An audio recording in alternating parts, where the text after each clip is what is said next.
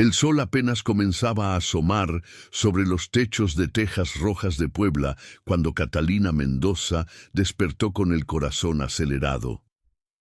Era el día de su boda, y aunque llevaba meses preparándose para este momento, algo en su interior le susurraba que la felicidad que debería sentir simplemente no estaba ahí.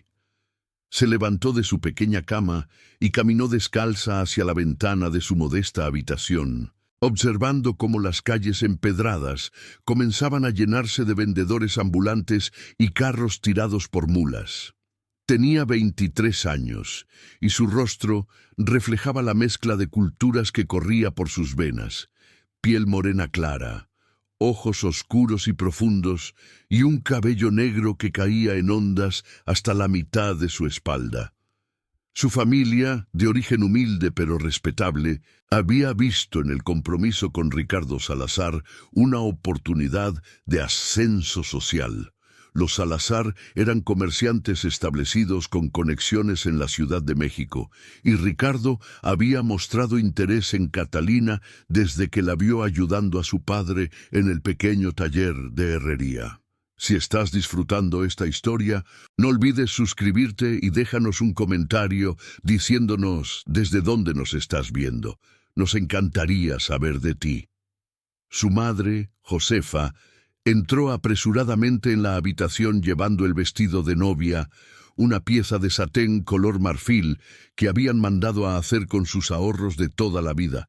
Los ojos de Josefa brillaban con lágrimas de emoción mientras ayudaba a su hija a vestirse, ajustando cada pliegue con dedos temblorosos. «Hoy comienza tu nueva vida, mija», susurró Josefa mientras abrochaba los pequeños botones de la espalda. «Ricardo es un buen hombre. Te dará todo lo que nosotros nunca pudimos ofrecerte». Catalina asintió en silencio, tragándose las dudas que la habían mantenido despierta durante tantas noches.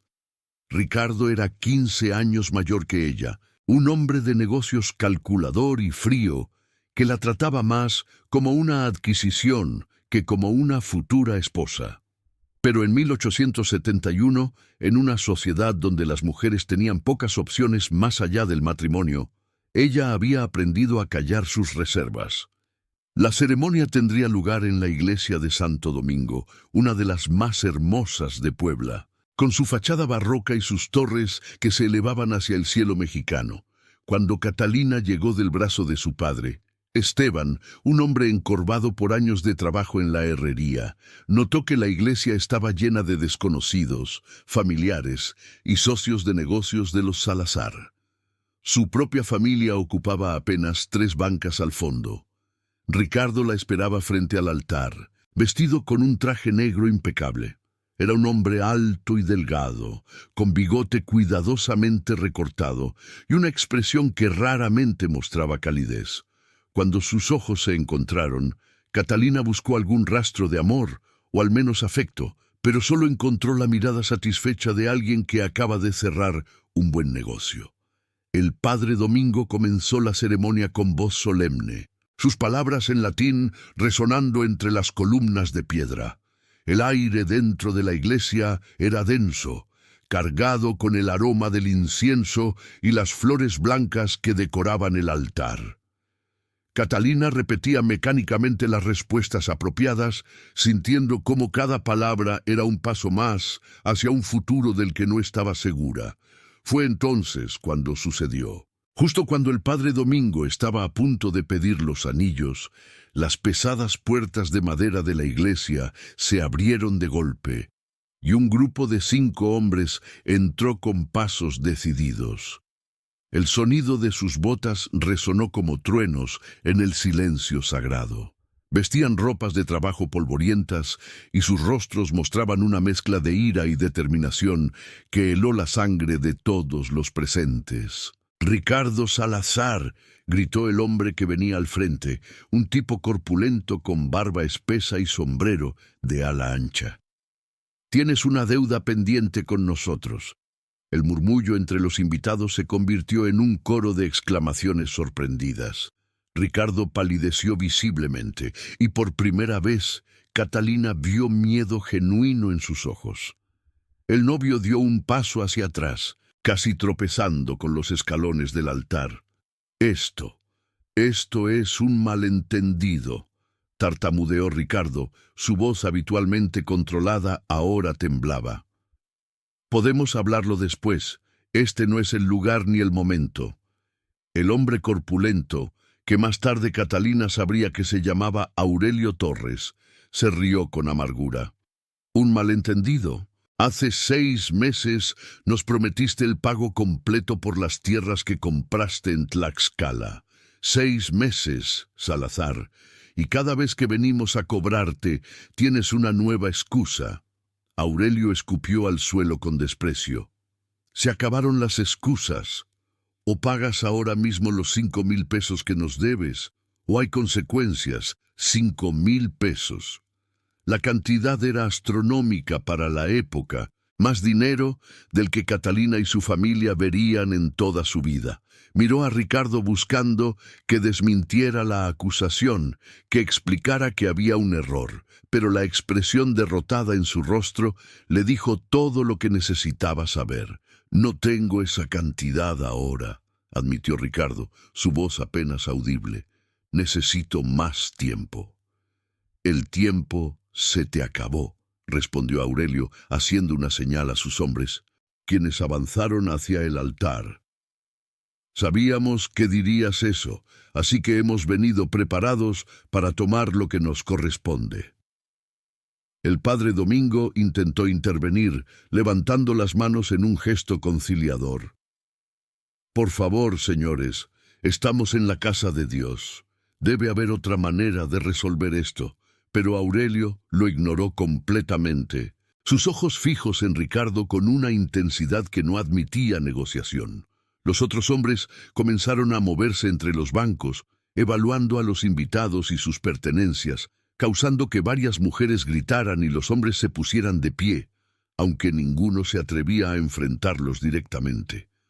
Fue entonces cuando Ricardo hizo algo que Catalina nunca olvidaría. Algo que cambiaría el curso de su vida para siempre. Con un movimiento desesperado, tomó a Catalina del brazo con fuerza, jalándola hacia adelante frente a Aurelio y sus hombres. «Si no puedo pagarles en efectivo ahora», dijo Ricardo, su voz recuperando algo de firmeza aunque temblaba, «les ofrezco algo de igual o mayor valor. Mi prometida». El silencio que siguió fue absoluto. Incluso los pájaros que cantaban afuera parecieron callarse. Catalina sintió que el mundo se detenía, que las palabras que acababa de escuchar no podían ser reales. Giró la cabeza para mirarlo, buscando en su rostro alguna señal de que era una broma cruel, pero Ricardo evitaba su mirada. «¿Qué dijiste?» La voz de Aurelio sonaba entre sorprendida e intrigada. «Catalina Mendoza», continuó Ricardo, y ahora su tono era el de un comerciante negociando mercancía. «Es joven, sana, educada, viene de buena familia, puede trabajar, puede...» Se detuvo tragando saliva. «Puede servir en lo que ustedes necesiten. La ofrezco como pago de mi deuda». Los gritos estallaron por toda la iglesia. Josefa chilló desde su banca, intentando llegar a su hija, pero siendo detenida por parientes que la sostenían. Esteban se puso de pie con el rostro rojo de furia, sus manos convertidas en puños, pero 2 de los hombres de Aurelio se interpusieron en su camino. «¡Eres un demonio!», gritó Josefa, luchando contra los brazos que la retenían. «¡Mi hija no es ganado para pagar tus deudas!». Catalina permanecía paralizada, incapaz de procesar lo que estaba sucediendo. Su mente se negaba a aceptar que el hombre con quien estaba a punto de casarse, el hombre a quien su familia había confiado su futuro, acababa de ofrecerla como si fuera una vaca o un pedazo de tierra. Sintió que sus piernas flaqueaban, y solo el agarre firme de Ricardo en su brazo evitó que cayera al suelo.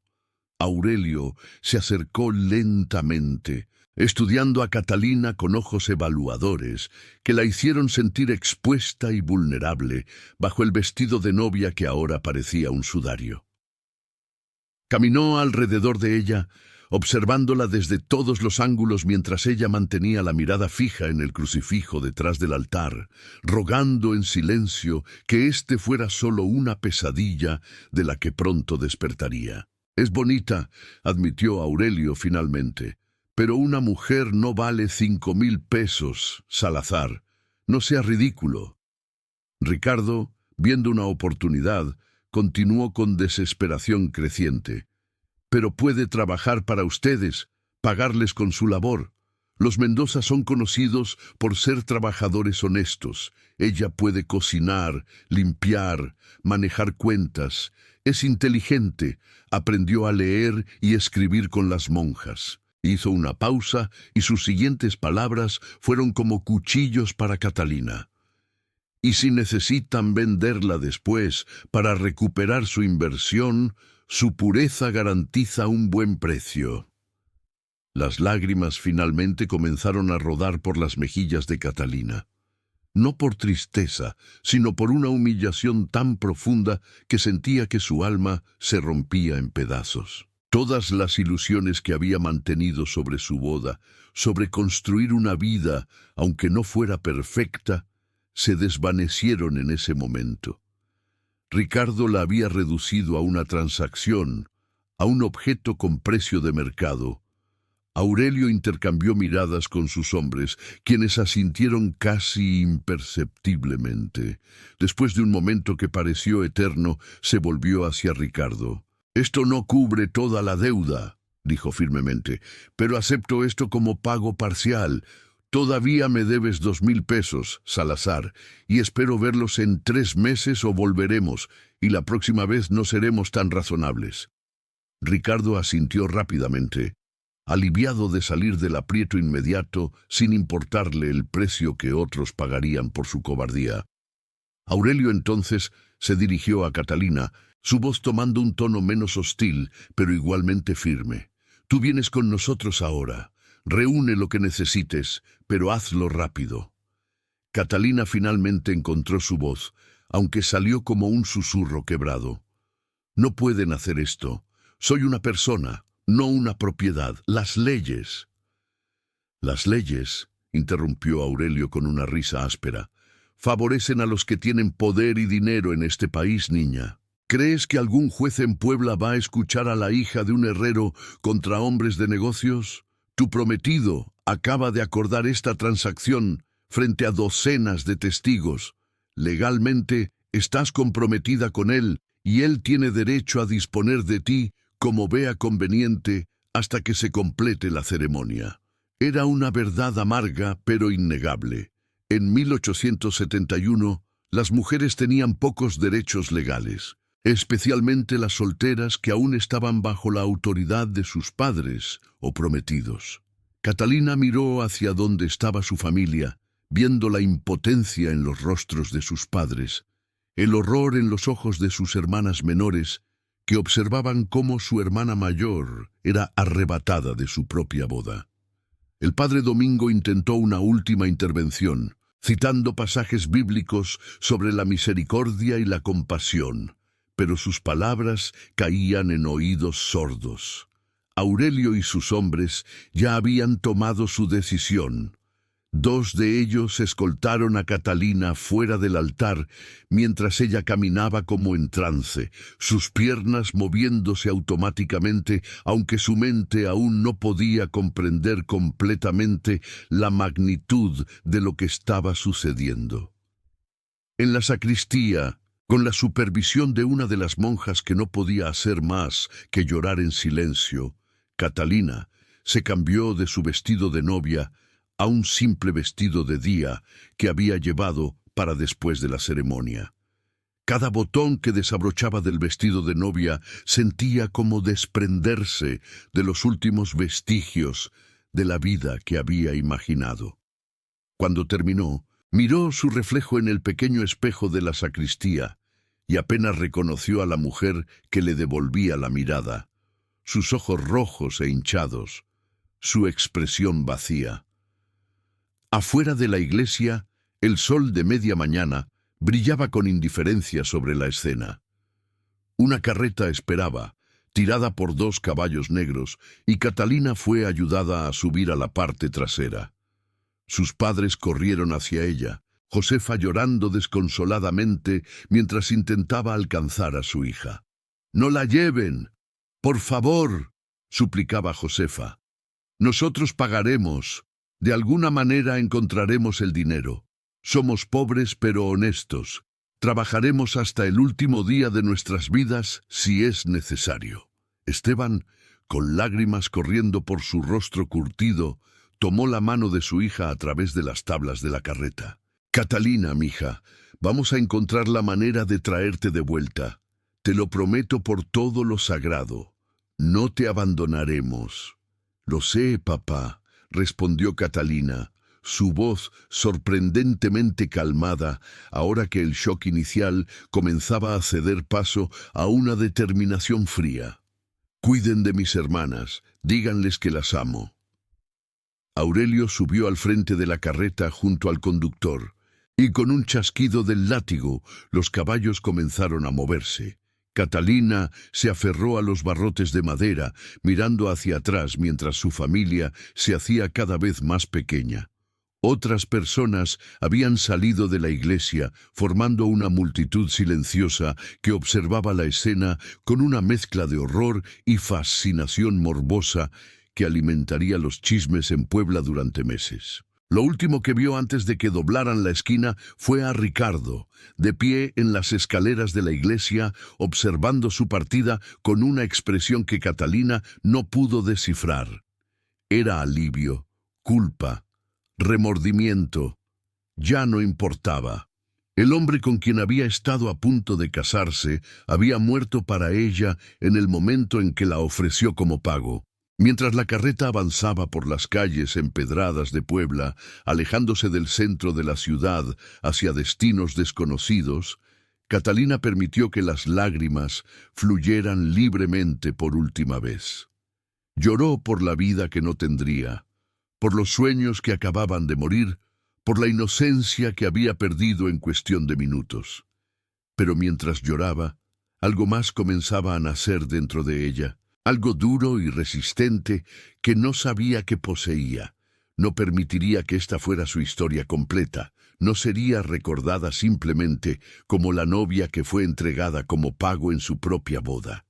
De alguna manera, encontraría la forma de recuperar su vida, su dignidad y su libertad. La Catalina que había entrado a esa iglesia esa mañana, ingenua y pasiva, había muerto. La mujer que ahora viajaba en esa carreta hacia lo desconocido tendría que ser más fuerte, más astuta y más decidida que nunca. El viaje duró varias horas.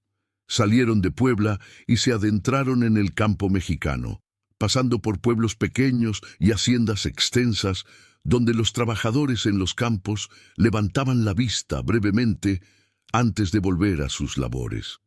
El sol del mediodía era implacable, y el polvo del camino se pegaba a la piel y la ropa de Catalina, cubriéndola con una capa grisácea que parecía simbolizar su nueva condición. Aurelio apenas le dirigió la palabra durante el trayecto, ocupado en conversaciones en voz baja con sus hombres sobre negocios y deudas pendientes. Catalina captaba fragmentos de sus conversaciones, nombres de personas que debían dinero, cargamentos de mercancía que debían llegar a ciertos lugares, referencias a autoridades que estaban o no estaban cooperando con sus operaciones. Comenzó a entender que Ricardo no había sido simplemente desafortunado en sus negocios. Había estado involucrado con personas peligrosas, hombres que operaban en los márgenes grises entre el comercio legítimo y el crimen organizado. Finalmente, al caer la tarde, llegaron a su destino, una hacienda grande pero claramente descuidada en las afueras de Tlaxcala. Las paredes de adobe necesitaban reparación, las tejas del techo estaban rotas en varios lugares, y los campos circundantes mostraban signos de abandono reciente. Sin embargo, había actividad constante, con hombres y mujeres moviéndose de un lado a otro, cargando cajas y trabajando en lo que parecía ser un almacén improvisado. Catalina fue bajada de la carreta y conducida a través del patio principal hacia una casa más pequeña detrás de la construcción principal. Una mujer mayor de rostro severo y cabello gris, recogido en un moño apretado, salió a recibirlos. Vestía de negro de pies a cabeza, y sus ojos pequeños y penetrantes evaluaron a Catalina con la misma expresión calculadora de un comerciante evaluando mercancía. «Esta es Lucía», dijo Aurelio. «Ella maneja la casa y dirige a las mujeres que trabajan aquí». «Lucía, esta es Catalina. Fue parte de un pago de deuda, encárgate de ella». Lucía asintió sin expresión y tomó a Catalina del brazo con sorprendente fuerza para alguien de su edad. «Ven conmigo, niña. Te mostraré dónde dormirás y cuáles serán tus obligaciones». Catalina fue llevada al interior de la casa pequeña, que servía como dormitorio comunal para varias mujeres. Había 6 camas simples de madera con colchones delgados, mantas gastadas y prácticamente ninguna otra comodidad. 3 mujeres estaban presentes en ese momento, descansando brevemente de sus labores. Las 3 levantaron la vista cuando Catalina entró, sus expresiones mezclando curiosidad con algo parecido a la compasión. «Tú dormirás aquí», indicó Lucía, señalando una cama vacía en la esquina. «Te levantarás al amanecer, desayunarás lo que se te dé. Trabajarás donde se te ordene.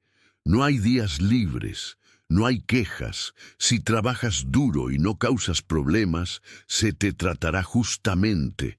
Si no...» Dejó la amenaza colgando en el aire. «¿Entendido? ¿Qué tipo de trabajo se espera que haga?», preguntó Catalina, tratando de mantener su voz firme. «Lo que sea necesario», respondió Lucía secamente. «Cocinar, limpiar, lavar ropa, trabajar en los campos si se requiere. El señor Aurelio y sus socios tienen muchas operaciones y todos aquí contribuyen». Una de las mujeres, que parecía tener algunos años más que Catalina, con cabello castaño corto y una cicatriz visible en la mejilla, habló con voz suave pero clara. «¿Cómo llegaste aquí? No tienes aspecto de criminal ni de deudora». Lucía lanzó una mirada de advertencia a la mujer, pero ésta la ignoró, manteniendo sus ojos en Catalina. Después de un momento, Catalina decidió que no tenía sentido ocultar la verdad.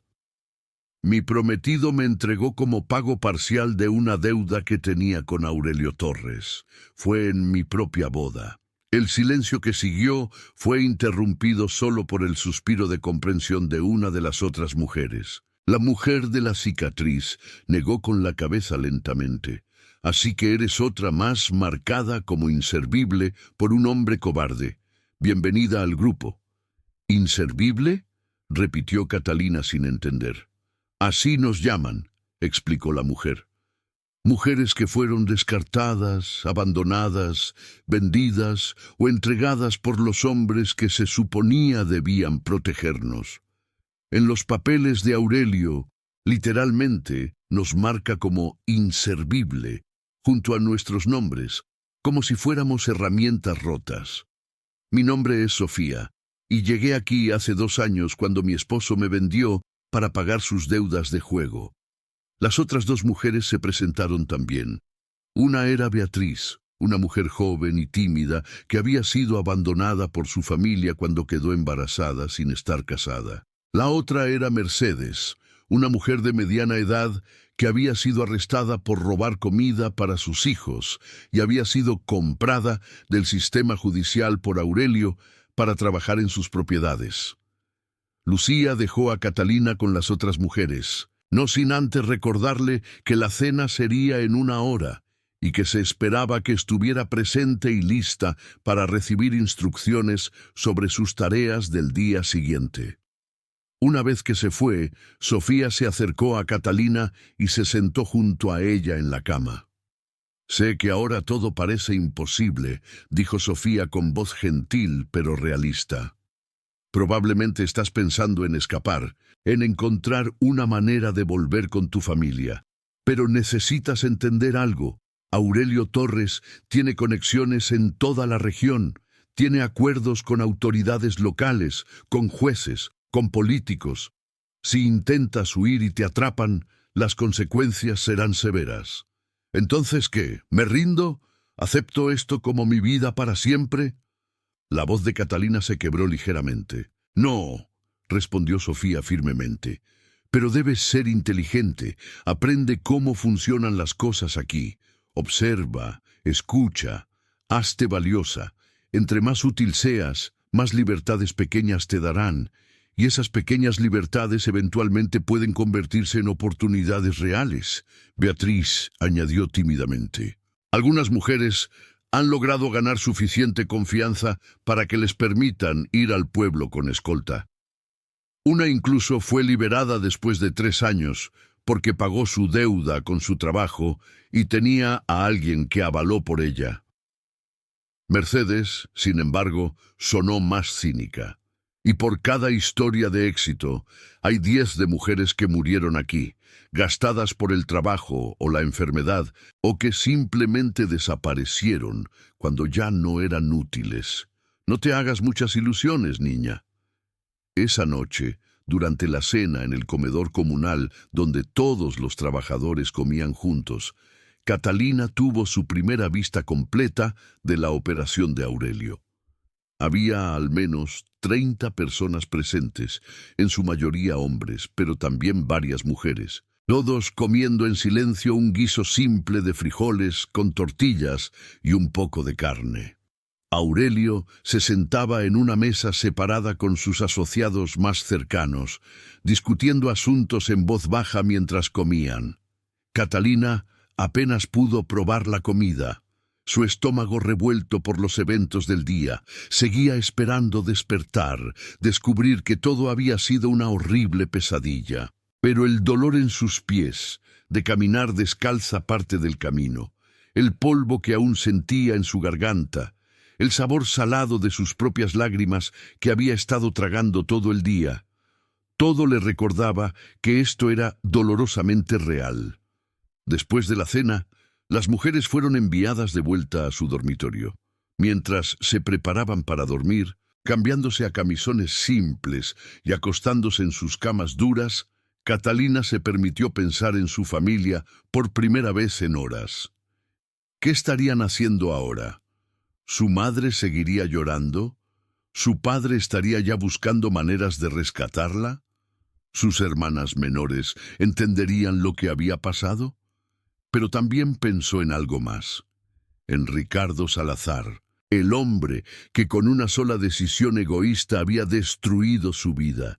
En ese momento, acostada en la oscuridad de ese dormitorio extraño, Catalina hizo una promesa silenciosa. Algún día, de alguna manera, se libraría de esta situación, y cuando lo hiciera, se aseguraría de que Ricardo Salazar enfrentara las consecuencias de sus acciones, no por venganza, sino por justicia, para ella y para todas las mujeres que habían sido marcadas como inservibles por hombres que valoraban el dinero más que las vidas humanas. Los días siguientes fueron un torbellino de trabajo agotador y ajuste difícil. Catalina fue asignada inicialmente a trabajar en la cocina junto con Beatriz, preparando comidas para todos los trabajadores de la hacienda. Se levantaban antes del amanecer para empezar a hacer tortillas, calentar frijoles y preparar lo que fuera que Lucía les indicara ese día. El trabajo era físicamente demandante. Las manos de Catalina, que aunque habían trabajado en el taller de su padre, nunca habían realizado labores domésticas tan intensas por tantas horas. Pronto desarrollaron ampollas que se abrían y sangraban antes de formar callos. Su espalda le dolía constantemente por inclinarse sobre el metate y el comal, y al final de cada día caía en su cama exhausta, apenas capaz de quitarse las botas antes de quedarse dormida. Pero Catalina era observadora. A medida que pasaban los días, comenzó a entender la estructura de la operación de Aurelio. Oficialmente, Él era un comerciante que compraba y vendía mercancías diversas, granos, telas, herramientas, ganado. Sin embargo, sus verdaderos ingresos parecían venir de préstamos con intereses exorbitantes a personas desesperadas, la compra de propiedades embargadas a precios muy por debajo de su valor real.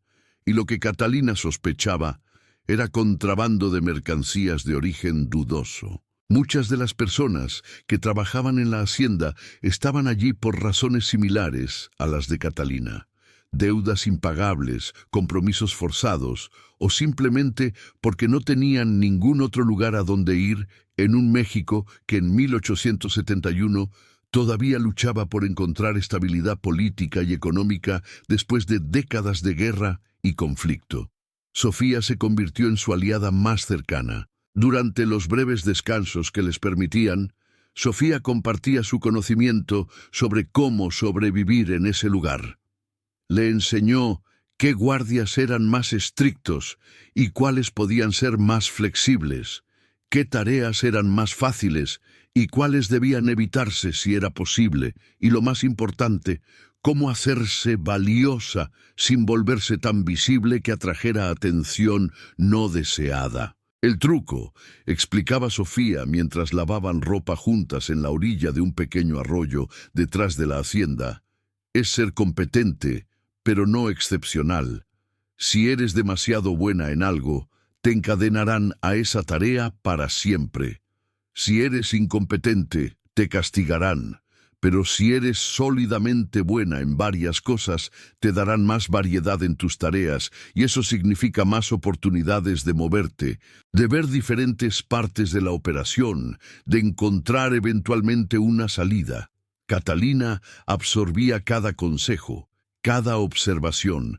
Su mente, que su padre siempre había dicho era demasiado activa para una mujer de su posición, ahora trabajaba constantemente, procesando información y buscando patrones. Notó que Aurelio tenía visitantes regulares los jueves por la tarde, hombres bien vestidos que llegaban en carruajes elegantes y se reunían con él en la casa principal por horas. Notó que los sábados, varios de los hombres de Aurelio salían temprano con carretas cargadas y no regresaban hasta tarde en la noche. A veces, no hasta el domingo.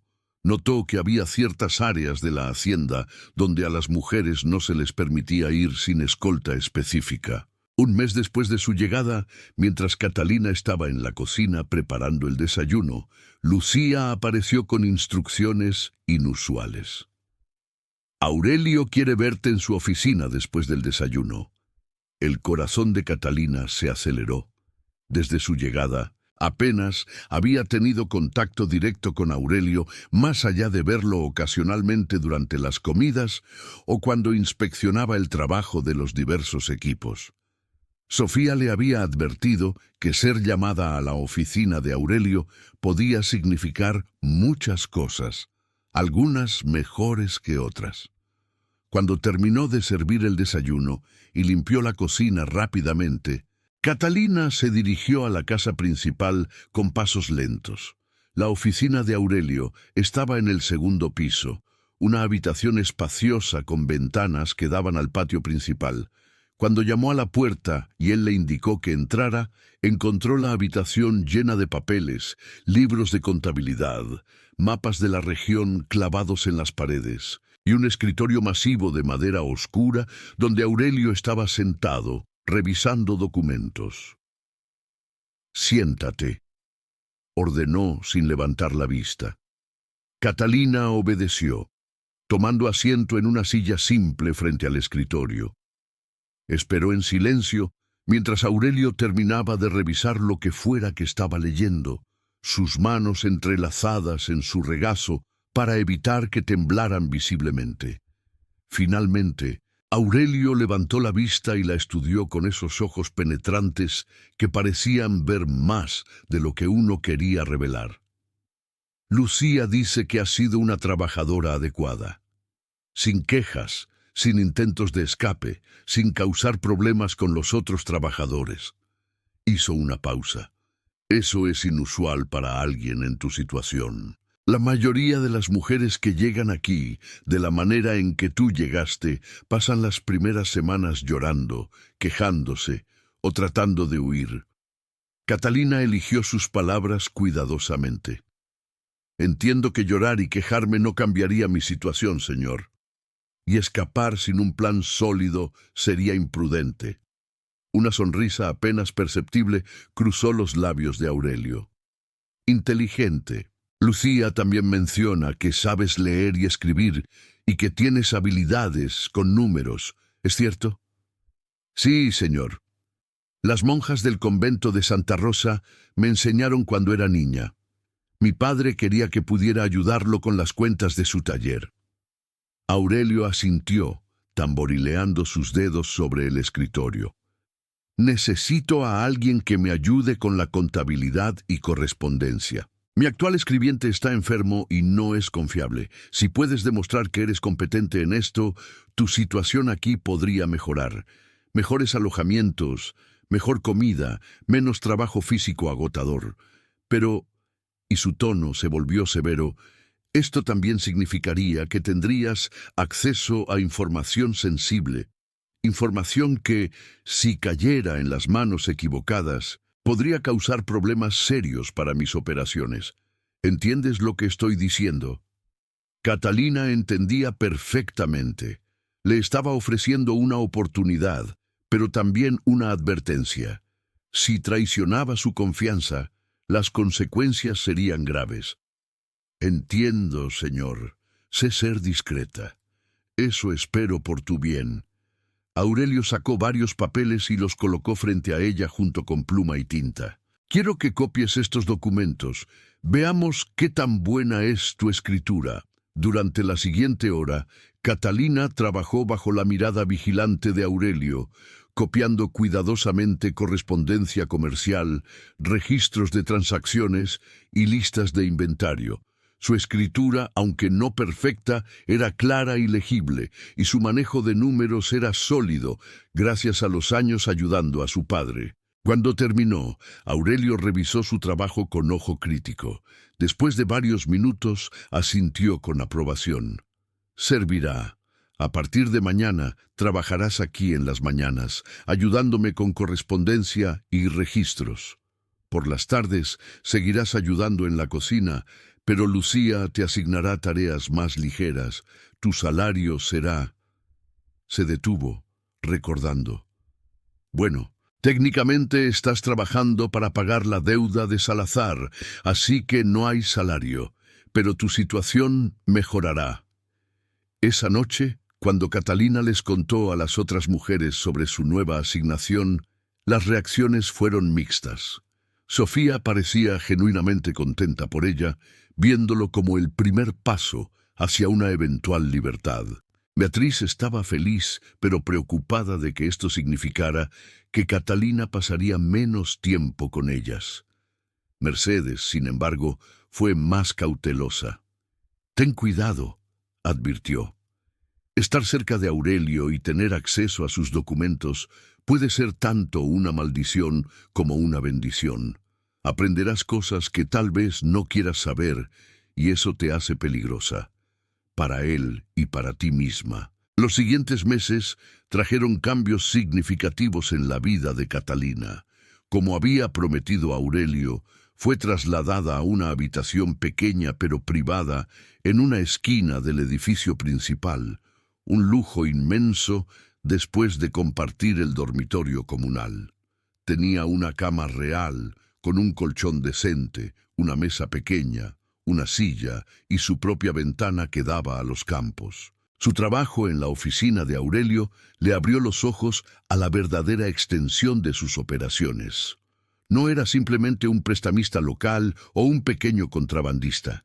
Era parte de una red mucho más grande que se extendía por varios estados, involucrando a docenas de asociados, pagos a funcionarios corruptos y esquemas complejos de enriquecimiento que bordeaban o cruzaban directamente la línea de la legalidad.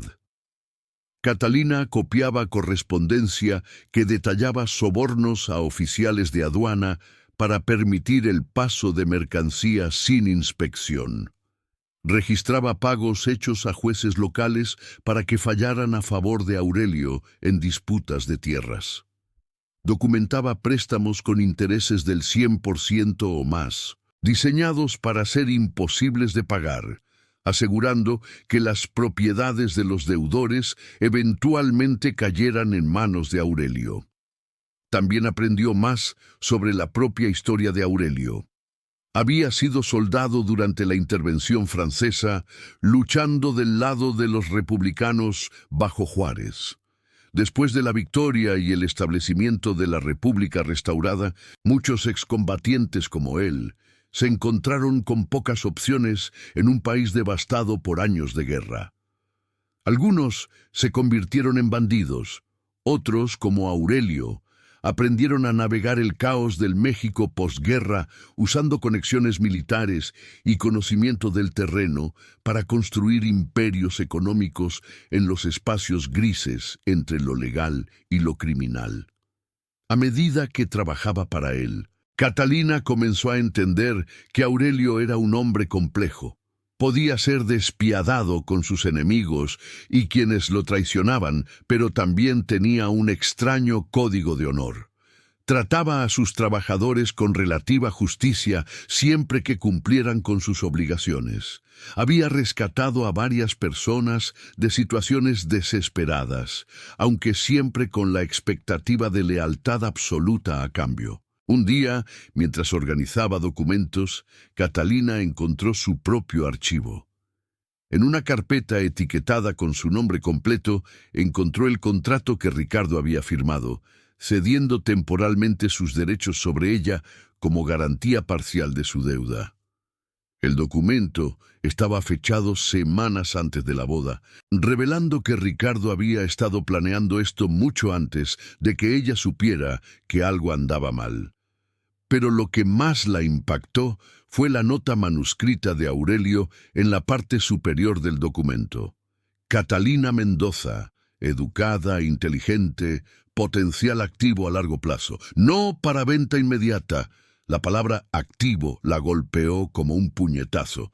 Eso era lo que era para estos hombres. No una persona con derechos, sueños y dignidad, sino un activo, una propiedad con valor de mercado. La furia que había estado conteniendo durante meses finalmente encontró enfoque. Esa noche, Catalina tomó una decisión. No sería un activo pasivo en su propia vida. Usaría su posición, su acceso a información privilegiada, para encontrar una manera de liberarse. No solo de Aurelio, sino de todo el sistema que permitía que mujeres como ella fueran tratadas como mercancía. Los meses siguientes fueron un delicado acto de equilibrio. Catalina continuó desempeñando sus funciones con eficiencia, ganando cada vez más confianza de Aurelio. Él comenzó a confiarle tareas más complejas, redactar correspondencia en su nombre, negociar términos menores con proveedores, incluso representarlo en pequeñas transacciones locales cuando él no podía estar presente.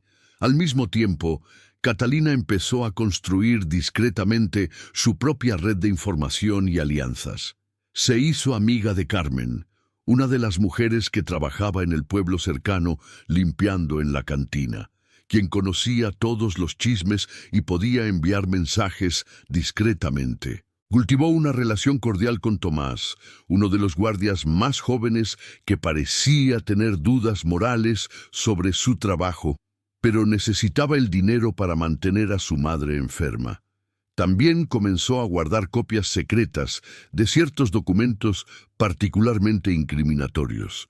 No sabía exactamente cómo los usaría eventualmente, pero el instinto le decía que tener evidencia concreta de las actividades ilegales de Aurelio podría ser valiosa algún día.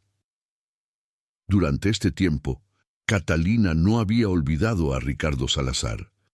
A través de Carmen y sus contactos en Puebla, supo que Ricardo había logrado pagar el resto de su deuda a Aurelio 3 meses después de la boda fallida, aunque nadie sabía exactamente de dónde había sacado el dinero. Según los rumores, había vendido varias propiedades a precios muy bajos, sugiriendo desesperación. También supo que su familia no se había rendido en buscar maneras de rescatarla. Su padre había ido personalmente a ver a Aurelio 2 veces, ofreciendo trabajar sin pago durante años si dejaba ir a Catalina. Ambas veces fue rechazado. Aurelio le dijo que Catalina era ahora demasiado valiosa para su operación y que solo la liberaría si alguien pagaba una suma astronómica que ni 3 generaciones de Mendoza podrían reunir. La noticia de los intentos de su padre por rescatarla rompió algo dentro de Catalina. Por un lado, la llenaba de amor saber que su familia no la había olvidado. Por otro, la llenaba de culpa imaginarse a su anciano padre humillándose ante Aurelio, ofreciendo su propia libertad por la de ella. Fue en ese momento de conflicto emocional que Catalina conoció a Mateo. Mateo Herrera era un abogado joven de la Ciudad de México que había venido a la región para representar a un cliente en una disputa de tierras contra uno de los asociados de Aurelio. Era diferente a los otros hombres educados que Catalina había conocido, genuinamente interesado en justicia social, idealista a pesar de haber visto la corrupción del sistema legal, y dispuesto a tomar casos que otros abogados considerarían perdidos de antemano. Catalina lo conoció cuando Aurelio la envió al pueblo para recoger documentos legales. Mateo estaba en la oficina del escribano, frustrado porque le habían perdido documentos cruciales para su caso, un sabotaje obvio. Cuando vio a Catalina esperando su turno, quedó cautivado no solo por su belleza, sino por la inteligencia que veía en sus ojos. Iniciaron una conversación que comenzó con comentarios casuales sobre el clima y la lentitud de las oficinas gubernamentales, pero rápidamente se profundizó. Mateo era observador y notó detalles, que las manos de Catalina tenían callos, pero también manchas de tinta, que su vestido era simple, pero estaba impecablemente limpio y remendado con cuidado, que cuando hablaba elegía sus palabras con precisión inusual. «No eres de aquí», observó Mateo. «Tu acento es de Puebla, pero estás trabajando para Aurelio Torres, cuya reputación conozco bien. ¿Cómo llegaste a estar en su empleado?» Catalina dudó. Algo en la apertura genuina de Mateo la tentaba a confiar, pero años de cuidado la hacían cautelosa. «Es una historia larga y complicada», respondió finalmente. «Digamos que las circunstancias me trajeron aquí contra mi voluntad, pero he aprendido a adaptarme». La mirada de Mateo se oscureció con comprensión. «Eres una de las mujeres que Torres retiene trabajando para pagar deudas que otros crearon. He escuchado sobre esto. Es una forma moderna de esclavitud, aunque técnicamente legal bajo ciertas interpretaciones de las leyes de contratos». Su franqueza sorprendió a Catalina. «¿Y? En este país muchas cosas son técnicamente legales aunque moralmente repugnantes.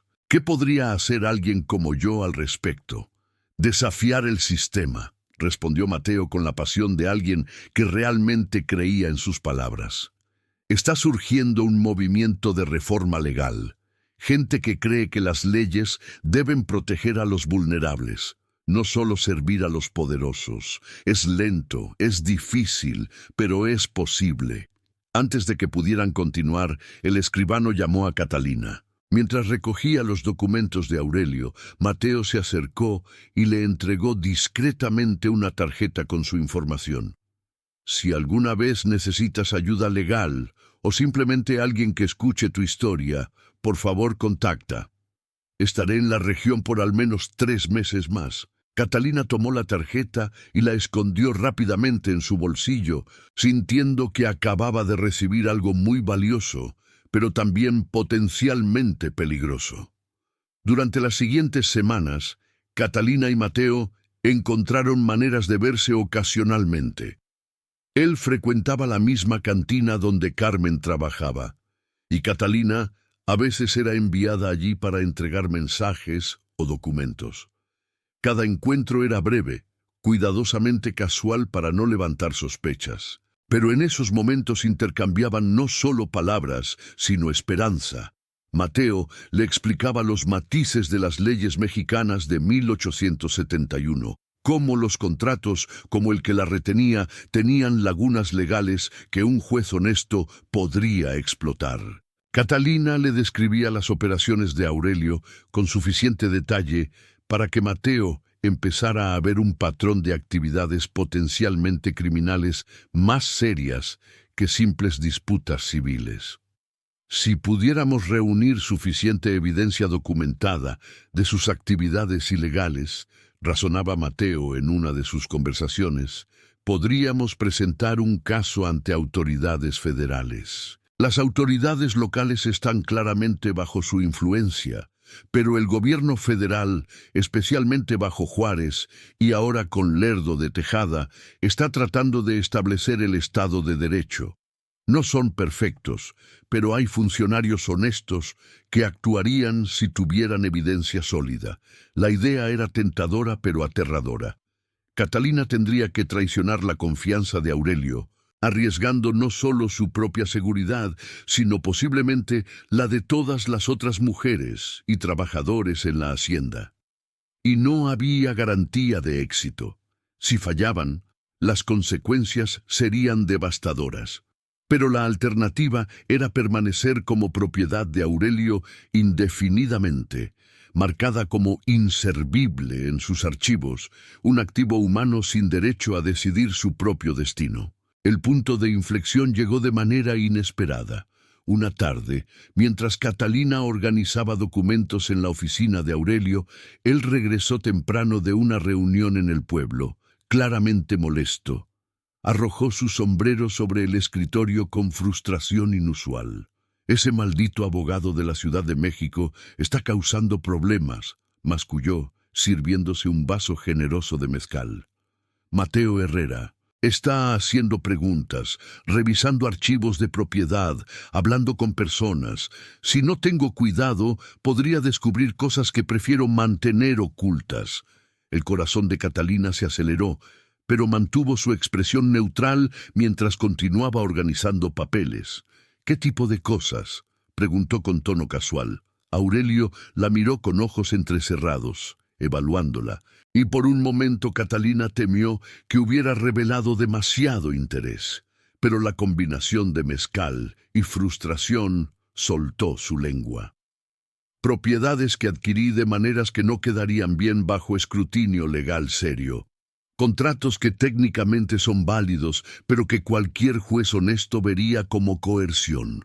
Pagos a oficiales que no deberían documentarse. Tomó otro trago. Nada que otros en mi posición no hagan, pero si se documenta todo junto en el contexto correcto, podría parecer problemático. Catalina asintió con simpatía cuidadosamente calculada. ¿Hay algo que pueda hacer para ayudar? ¿Revisar los archivos para asegurarme de que todo esté en orden? Aurelio la estudió por un momento más, luego negó con la cabeza. No, mejor que no sepas demasiado. Si ese abogado empieza a hacer preguntas a personas en mi organización, cuanto menos sepan, mejor. Hizo una pausa. De hecho, quiero que te mantengas alejada del pueblo por ahora. No más recados allí. Enviaré a Tomás o a uno de los otros hombres. Eso era un problema. Sin excusas para ir al pueblo, no podría reunirse con Mateo para coordinar. Tendría que encontrar otra manera. Esa noche, Catalina buscó a Tomás, el guardia joven que había cultivado como aliado potencial. Lo encontró en su ronda usual, caminando el perímetro de la hacienda. Se acercó con cautela, consciente de que esto era un momento decisivo. Tomás, necesito pedirte un favor grande, uno que podría meterte en problemas si alguien se entera.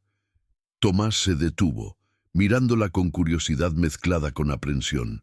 ¿Qué tipo de favor?